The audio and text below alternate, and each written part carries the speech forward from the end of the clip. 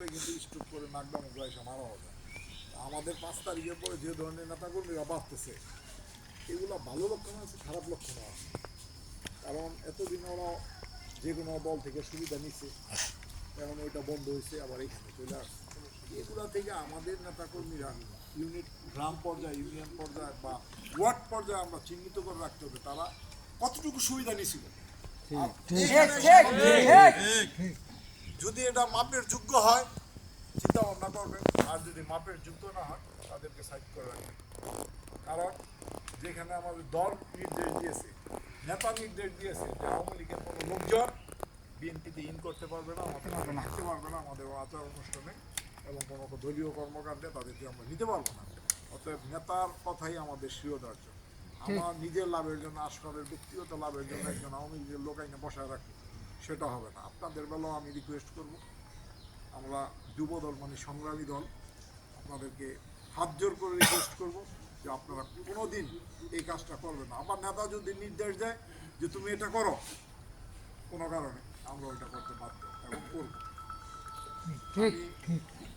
আপনাদেরকে বড় ধন্যবাদ জানিয়ে শেষ করব যে আমার এই 9টা ওয়ার্ডে যারা আছেন তারা মূল দল, ছাত্র দল, অন্যান্য দলের সাথে সমন্বয় করে ওদেরকে দাওয়াত দিবেন এবং প্রেসিডেন্ট, সেক্রেটারি যারা আছেন এবং আপনাদের যে 31 সদস্য বলেন না, যারাই যে কমিটি আছে বা নিয়েছেন, তারা কিন্তু অত্যন্ত মূল্যবান ব্যক্তি।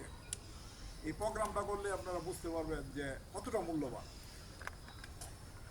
আপনি একটা ওয়ার্ডে মিনিমাম 5 থেকে 6 হাজার ভোটারই আছে, 4-5 আপনি নেতৃত্ব কিন্তু দিচ্ছেন 4-5 হাজার লোক,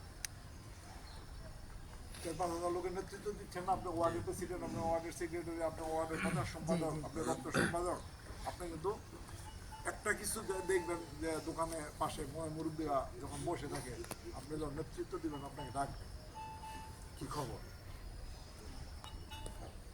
এটা এই খবর সেই খবর। আমি কিন্তু বিএনপি করেন থেকে যুব দলের আজকে সভাপতি থেকে আপনাকে ডাকছি, এমনি কিন্তু ডাকছে না।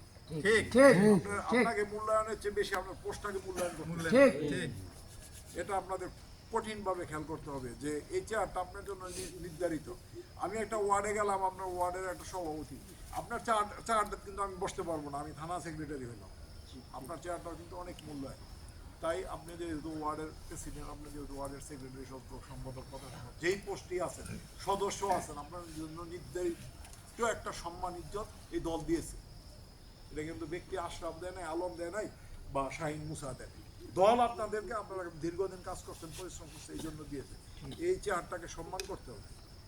ডে বাই ডে ডেভেলপ হবে।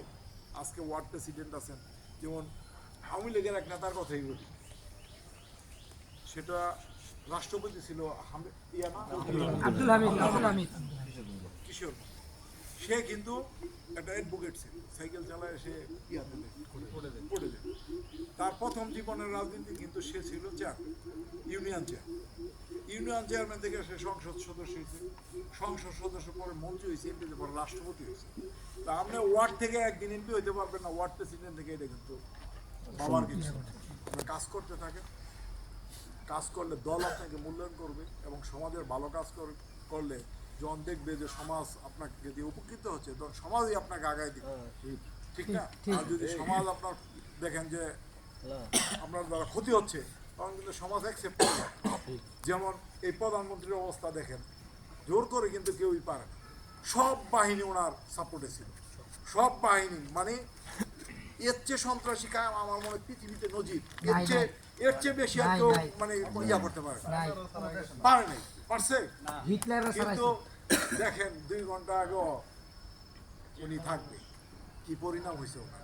আমাদের যাতে এরকম না হয়, আমাদের নেতা ভারপ্রাপ্ত চেয়ারম্যান তারেক রহমান অত্যন্ত সুন্দর ডিসিশন নিয়েছে। আমার মনে হয় একটি তো ভয় আছে যে পরপর 2বার প্রধানমন্ত্রী এক ব্যক্তি হবে, 2বারের বেশি হবে না।